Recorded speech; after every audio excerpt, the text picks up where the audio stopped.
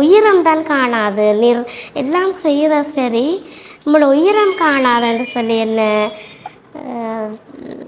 வேதனைப்படுத்தினோம்.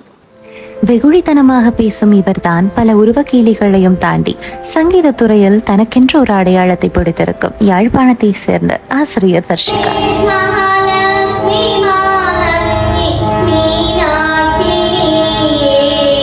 24 வருஷம் தொடர்ந்து படிச்சு கொண்டிருக்கிறேன். இந்த அம்மா நான் படிப்பிக்கணும் என்ற ஒரு அவாக்கு விருப்பம். அவள் இப்போ இல்லை உயிரோட.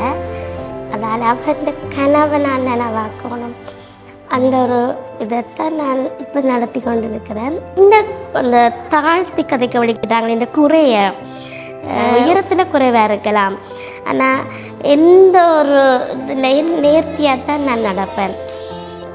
இன்றைக்கி 1ஆம் ஆண்டுலேருந்து 10-11 வருஷமாக என்னட்ட தொடர்ந்து படிக்கிற பிள்ளைகளும் இருக்கிறாங்க.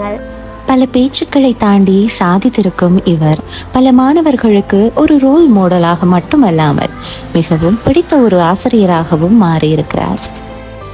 நான் மிஸ்ஸிட்ட 3 வயசுலேருந்து வரேன். இன்றைக்கு வரைக்கும் 11 வருஷம். எனக்கு படிப்பிச்ச மிஸ்லேயே இந்த மிஸ்ஸை தான் ரொம்ப பிடிக்கும்.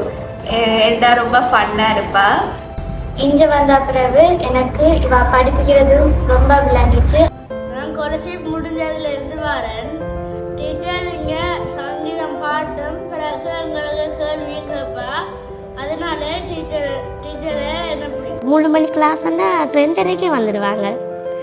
ஒவ்வொரு வருஷமும் நாங்கள் மீடு ஏற்றுவோம். எங்கள் ஏற்ற தாழ் ஒன்றும் இல்லை எங்களுடைய நுண்கலையில். காசுக்காக இதை தொடங்கல.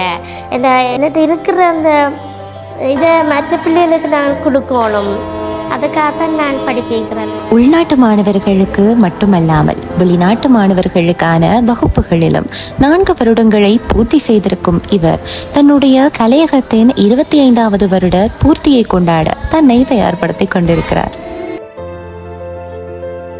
நான் 25ஆம் ஆண்டு நிறைவு விழாவும் நல்லா செய்வேன் இந்த குடும்பத்தோட.